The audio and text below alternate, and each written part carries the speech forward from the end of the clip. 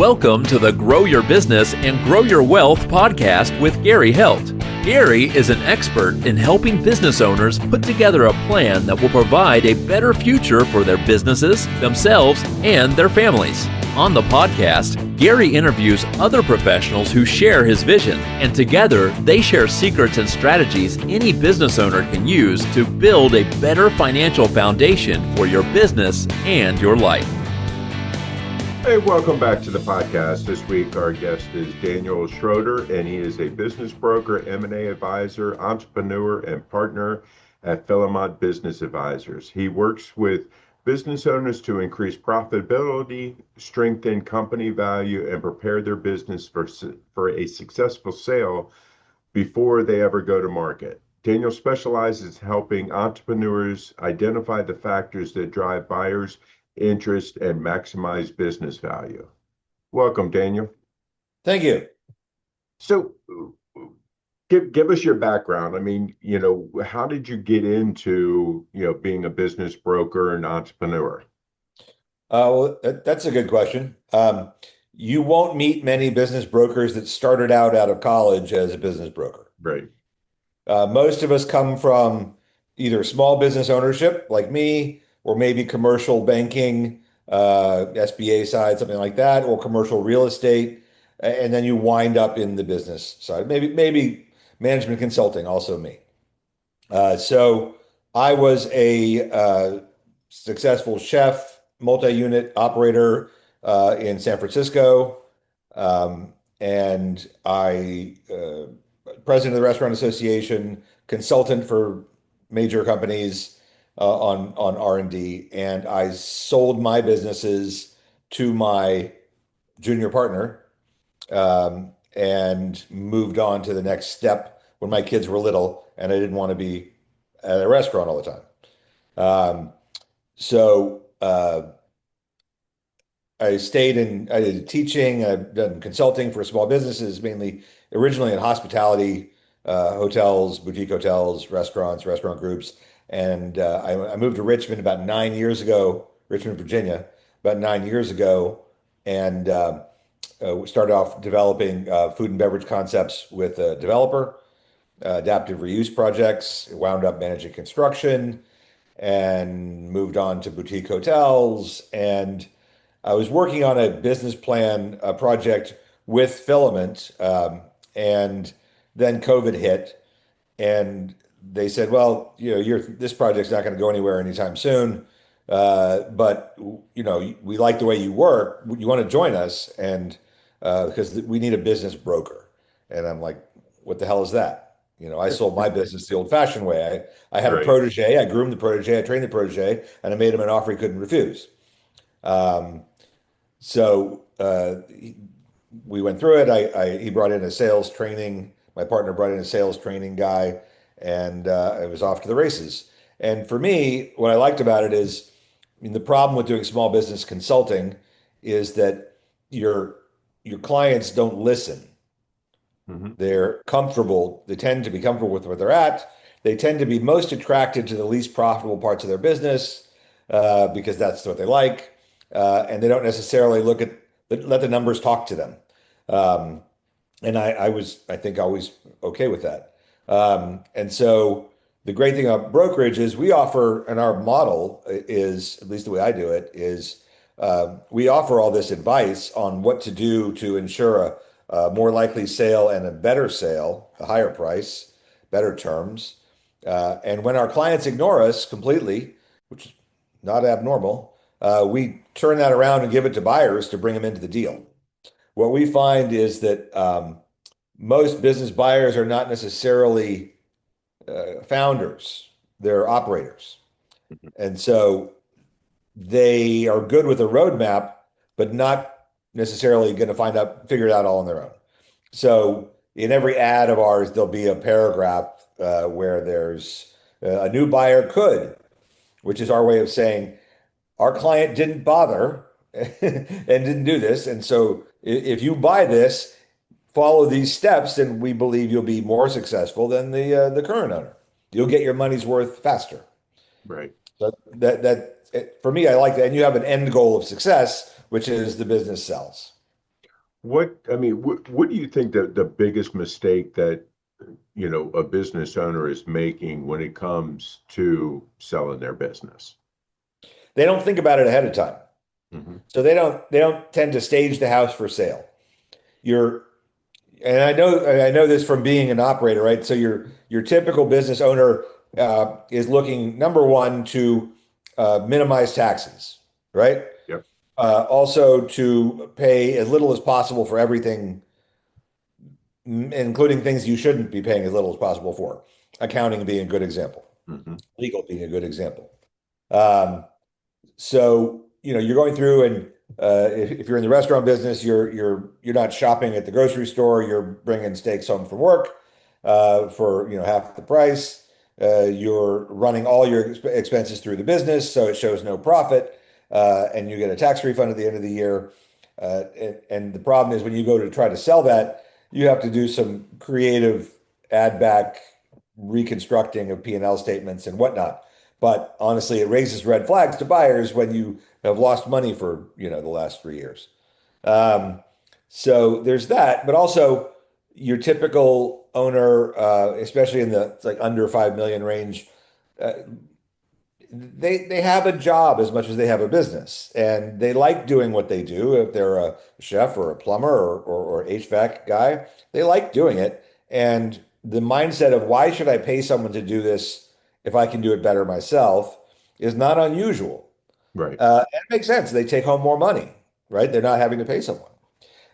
Downside is when you go to sell it, you close off most buyers if you are the chief cook and bottle washer. If you have no org chart, right? If you're the center of your org chart, this is a spider web, and everything goes through you, and you touch everything, and you know where all the bodies are buried, then the only person who can replace you is a clone of you, Right. right? So there are those buyers are out there, they exist, but anybody who comes on, even a clone of you, is going to have you stick around for quite a while to transfer all that knowledge that might be, decades in the making, and all those relationships that might be decades in the making. Um, and that is not what most people are looking for when they sell. They want to take the money and buy a boat, right? Go retire, spend more time with the grandkids. Right. So to prepare for that, the goal would be have a management team, bring people in to do the work, set it up so that you can go on vacation for 2 or 3 weeks and nobody calls you. Hmm. Like, right. If you can Yeah. do that, then you're doing something right.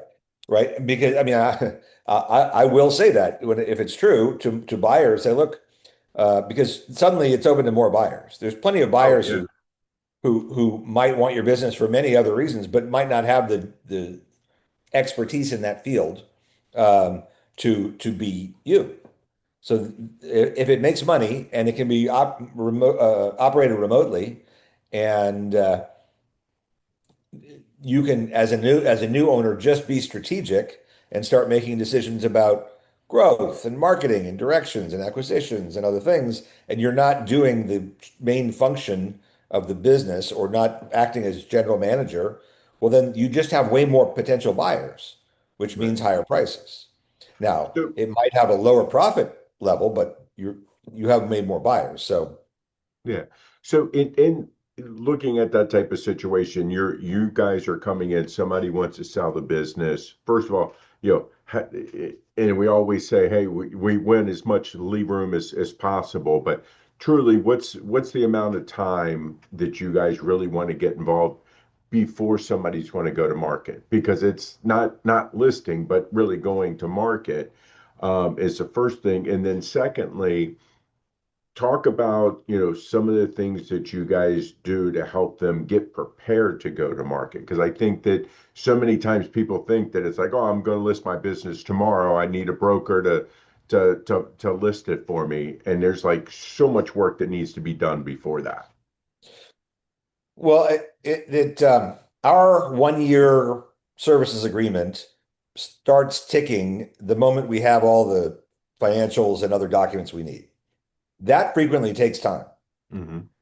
Because they don't necessarily spend enough on accounting, asking for 3 or 4 or 5 years of tax returns, balance sheets, financial statements, operating agreement, lease, all those kind of basic things, plus other things that might be particular to that business, asset lists and sales breakdowns, what different parts of your business sell more than others, and cost breakdowns, all those kind of things. If we can get all that in a week, we can have it up on the market in 2 weeks. But if there are issues, not just with the paperwork, but also with, let's say, the org chart, then we might want to change those. So to answer your other question, I'll give you an example. We sold a business up in Charlottesville called Feast, which is a very well-known 20-year-old gourmet catering business and shop and many other things. And they had an out-of-town M&A shop representing them for a year that got no interest whatsoever. And it's because, in part, they were looking at private equity money, and private Hmm. equity would have no interest in something like that. But also, they fundamentally didn't understand the business. They were probably listing it a little too high. And then when I looked at it, I saw two owners who know everything that's going on and who have their finger on everything. And I said to them, first, I'm like, is there anyone you can promote into a general manager position to take you out of it? Well, why would we want to do that? Well, because nobody can do what you two do, except someone who's maybe already been here for a while. And so they said, oh, actually, our purchasing manager is great. And we've been talking about promoting her to something, but that would be, I said, do that now before I even start. Get that going. Um, and so then, and that worked out rather well. And so then when I sold it to a woman who owned a winery nearby and was a client of the store Hmm. and who wanted a place to sell her wines, in Charlottesville, but also wanted better food service for her winery, the tasting room. Right. But she knew absolutely zero about food and beverage and had no interest in learning it. Well, in this case, and this woman had a family office that did the purchasing for them, so Right. plenty of money, cash. But the great thing is that because they had set up this purchasing agent as a GM, the owners were able to exit in a month. Yeah. They were after this deal closed, they never got a phone call. Everything was good. They had gone on, they went on vacations while I was trying to sell the place and never got a phone call. So that makes it great because then you can go after, all kinds of money that is being strategic with it and not people who just want a job doing what they know how to do. Right. Right. Um, in going through something like that, I mean, I've gone through sales with people. I'm not the one who's leading it. Just providing documents all the time. And so many times, they spend so much time trying to fix, the little things, and they're missing, the big picture stuff that where all the profit is. Yeah. How do you talk to them about that to get them to look and concentrate on the bigger items, and truly get the business worth what it really is should be worth. Well, I try and I go through explaining to them what stars, dogs, puzzles, and plow horses are, but most of them have never heard of that. And I explained to them using restaurant terminology. And, the fried chicken is a star and the pâté de foie gras is a dog. You may like the pâté de foie gras, but if it doesn't sell and it generates you no income, then it is a dog and you have to kill your dogs. And we talk about puzzles and plow horses and marketing and wording and all that kind of thing. But when they don't listen to that, that goes into that paragraph that I told you about of what buyers can do. I say, here's where they make their money, and here's the owner spends all his time. It's a total mismatch. And it is the norm, I would argue, in most businesses. Um, Owners have certain things they like doing, certain things they don't, and they delegate the things they don't. Those are the things that make money typically. So, we try to get them to address that. We figure it out right away. And then when they don't address it, that becomes our marketing strategy. Right.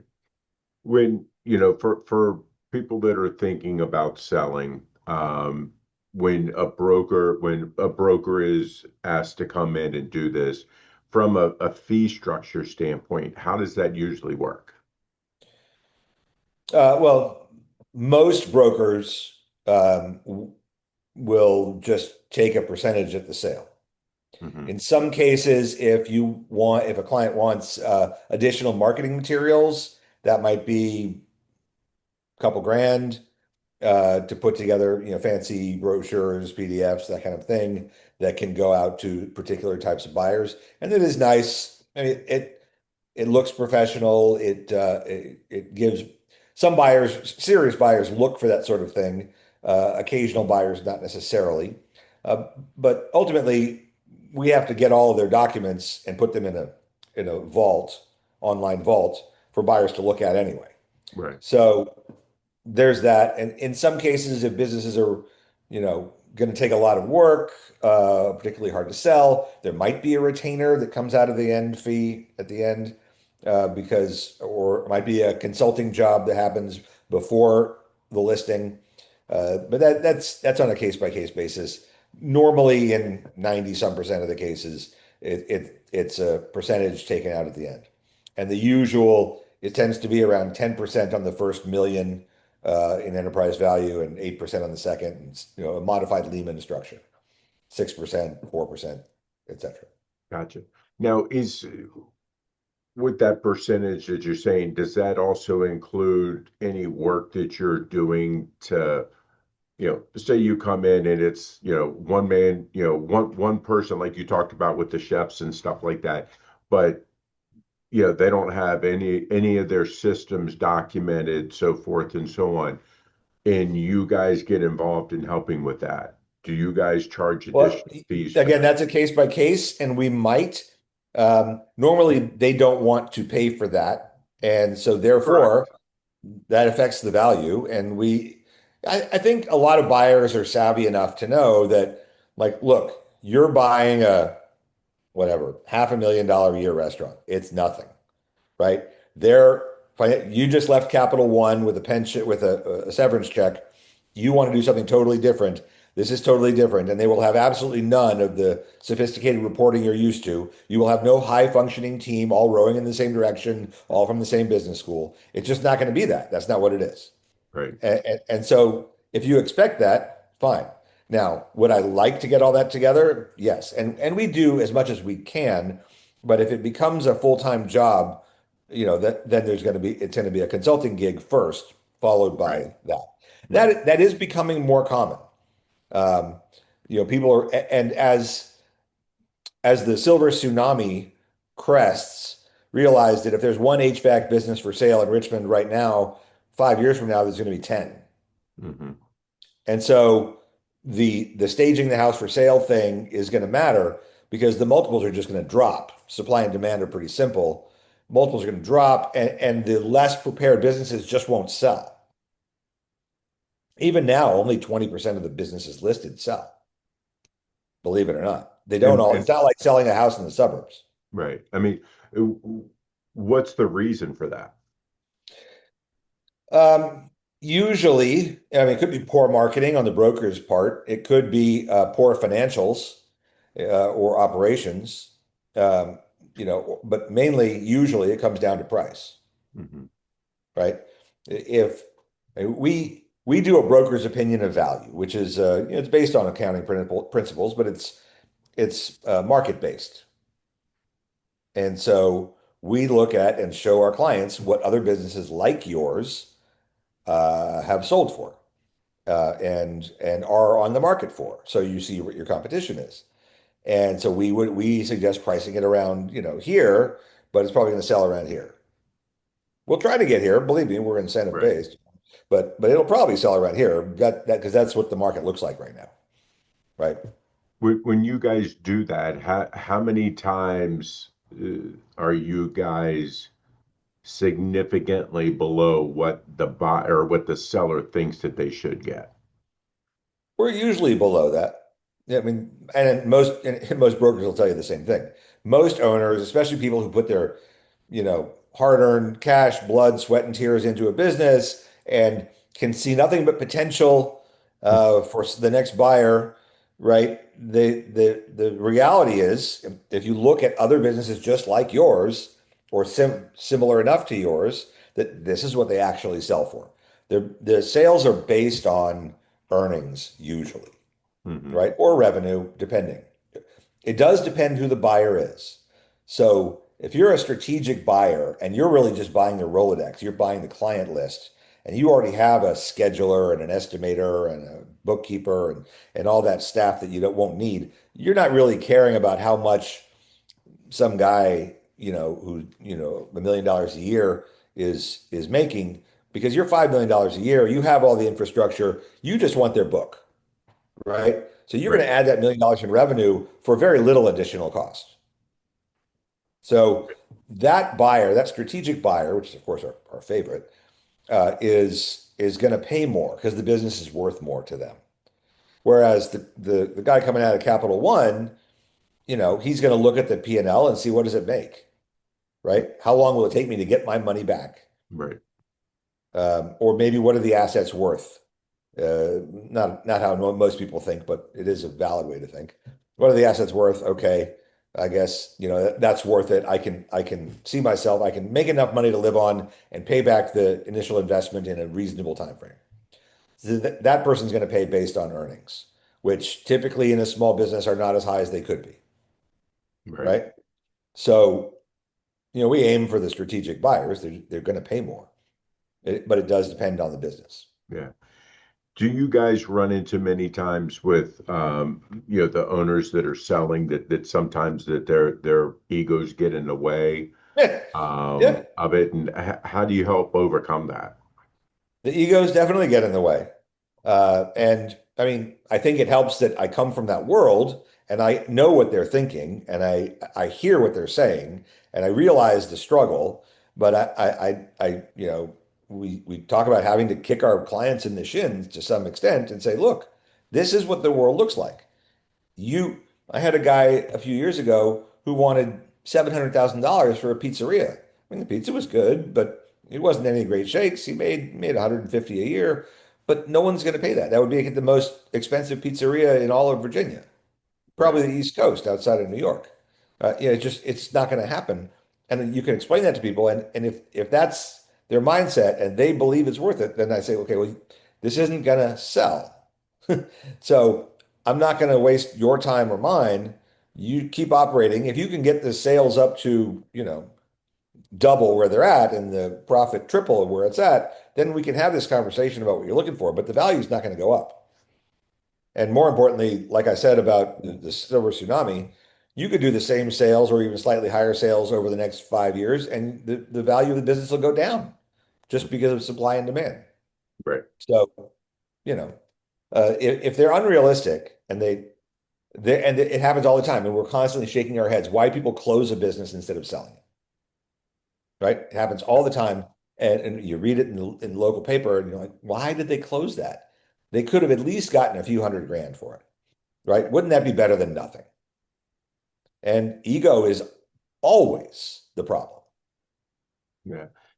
Now, knowing what you know now, go back to when you had your businesses and Mhm. starting up and everything else. What advice would you have for yourself? Oh, that's interesting. Well, I didn't put it on the market. I did the old-fashioned way of developing a protege who wanted it and who could Right. afford it and grooming him for that and moving him to that role. Um, I think I think every time you look back, you think about what you could have done better while you were there, how you could have made more money while you were there. Hmm. And that tends to be about constantly pivoting faster, Right. right? We were the only place in the neighborhood who survived in the financial district who survived 2008. All of my competitors died. And at the time, I beat up my landlord and renegotiated and made him redecorate for me. So TI money is great. especially because he had 29 floors of Class A office space above me, and I knew the value of my spot.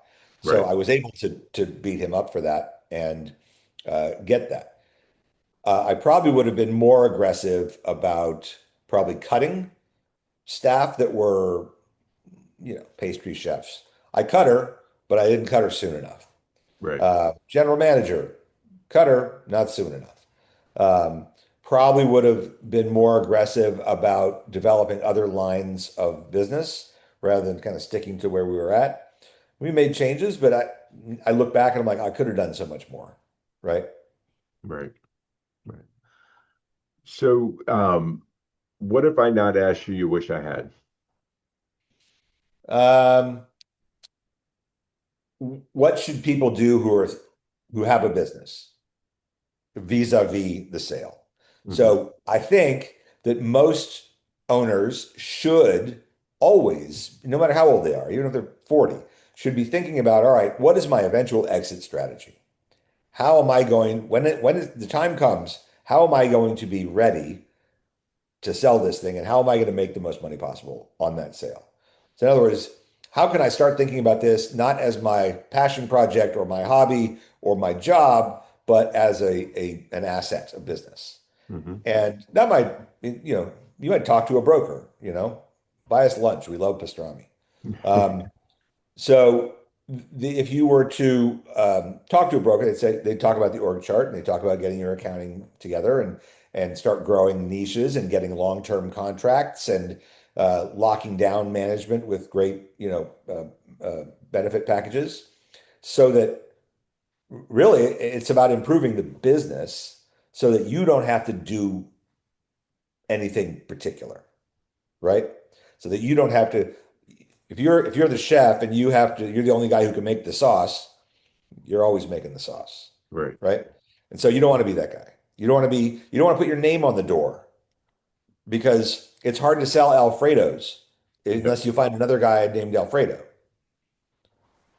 Yeah. So certain things like that. But I think the goal is when you're building the business, when you're planning your growth, when you're hopefully you're doing strategic planning and updating that plan every couple of years, and looking at not just take it down from the shelf and read it, but if you're doing that planning, are you meeting those goals? Did things go the way you expected? What went wrong? How can we adjust it? And show and so you can show constant growth, right? And not necessarily sales growth, but maybe cost reduction, or both over time, and also expanding your market and how you can show this is happening. Because when buyers look at it, they say, "Wow, look at this thing is growing really consistently, really nicely. Their reviews are great. The owner who spent a month in Bermuda. I mean, right? There's a lot of buyers for that, no matter what it is, Right. right? And so I think the goal is when you're being purposeful about your company and thinking about it deeply, you need to say, what is my exit strategy and how will I get there? How will I have an asset that anyone who can afford it will want to buy, Right. right? How does it become a dividend paying stock? Yeah. And I think the whole thing with the owner being able to not have to be there doing the day to day, I think Mhm. is enticing to a lot of people. Yeah. Well, I mean, if I had a nickel for every buyer who was looking for a passive investment in a business, I would have retired years ago. Right. But that doesn't exist, right? It's hard to find that at Yeah. all. Small business, especially one that's for sale, is going to need work. They all do. Doesn't mean there's no value. It just, you're going to need to optimize it. Right. And so the goal is to get it to that point. Good Right. luck. I mean, if there's a Yeah. business out there that does all these things and it'll sell at a premium because there's so many buyers who want that, right? So that's the goal, is to get there, and that also improves your own life. It improves the business in every way. So the goal is to say, if you own the HVAC company, how can I stop doing installs?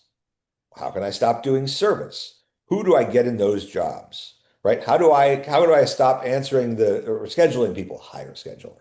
Use software. Right. Whatever it is that you need to update, start doing that. So you're not the one doing all those things and crawling around. I mean, the guy I sold an HVAC company a year and a half ago, and I'm like, why do you want to sell? He was like my age. And he says, "I'm getting too old for this. he's crawling around under, Right.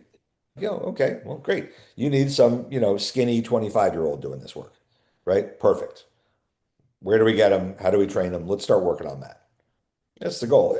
I think a Right. lot of people, especially kind of my age and older, look at the younger generation and say, these guys are lazy. They don't want to work. They don't show up. They're not interested. All the, this work-life balance stuff, all of this. But that's not entirely true. There's plenty of them who want to work.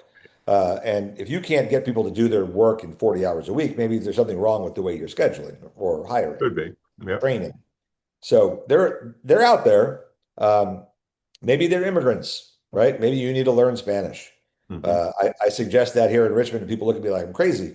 Like, telling you, Yeah. it's worth it. Um, so yeah, I think the goal is to anytime you have a business, to start thinking about it as a wanting to turn it into a dividend paying stock and figuring out how to build toward that so that when you are ready to sell, and odds are if you're going to sell in the next 10 years, you're going to be selling during either a recession or a massive wave of sales. Right. So you want to be the best option out there in your class. Right. So Dan, if people like what they hear and they want to reach out to you, where can they find you? How can they get in touch with you? I'm easy to find. I'm in Richmond, Virginia. My last name is spelled Scherotter. So Southern California Hero Otter. Um, Filament Business Advisors. We're on West Franklin Street. My work phone is 804-728-1553. Great. Dan, really appreciate your time today. Thank you. Thanks for having me on. Great. Hey, our guest, Dan Schroeder, and he is a partner with Filament Business Advisors, and I'll see you guys next week.